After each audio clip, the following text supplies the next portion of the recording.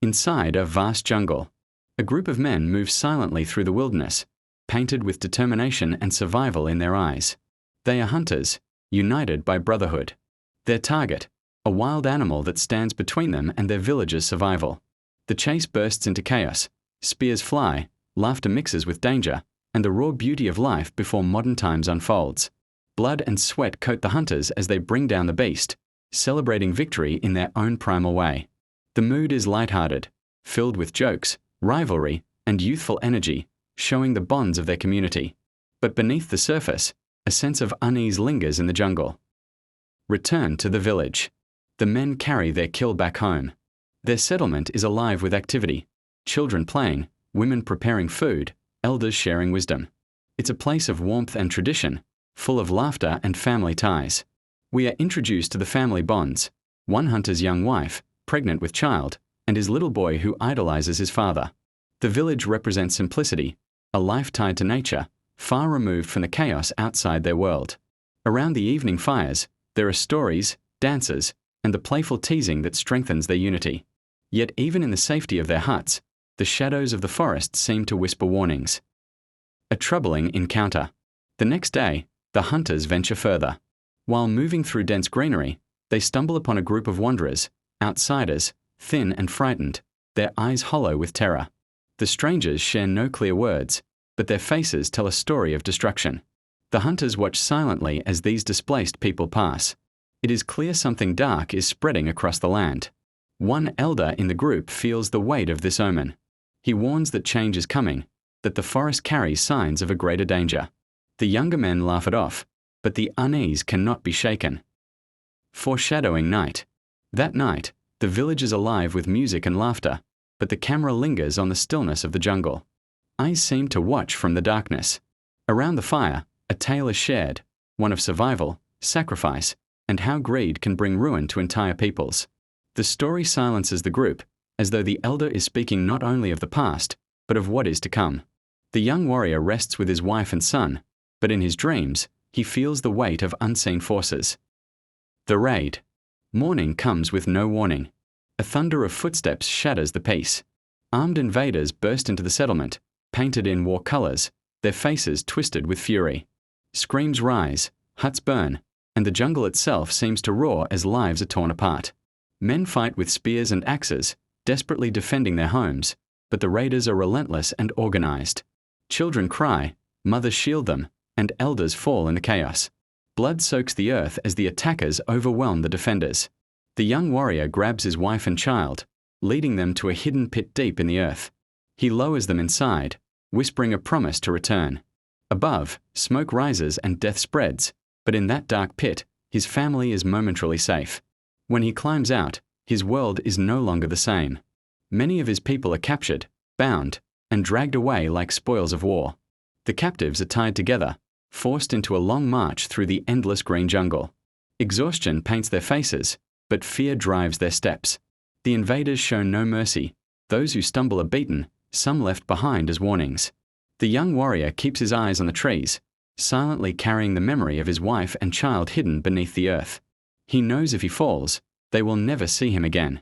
The path grows darker, more haunting. Along the way, they pass ruins of other villages. The signs of devastation spread far wider than they imagined. After a grueling journey, the group emerges onto a ridge. From this height, they glimpse something beyond their world, towering structures of stone, massive crowds, and smoke rising from a city alive with ritual. The captives look on with dread. Their simple lives of hunting and family are gone. Ahead lies a place of fear and the unknown, where men are not treated as people, but as offerings. The camera lingers on the young warrior's eyes. He thinks not of himself, but of the wife and child waiting in the dark pit, hidden in the jungle. His every step now is not only survival, it is the desperate hope of returning home. The captives, beaten and exhausted, are dragged into a massive stone settlement unlike anything they've ever seen. Towering pyramids rise into the sky, their steps stained with the passage of countless victims.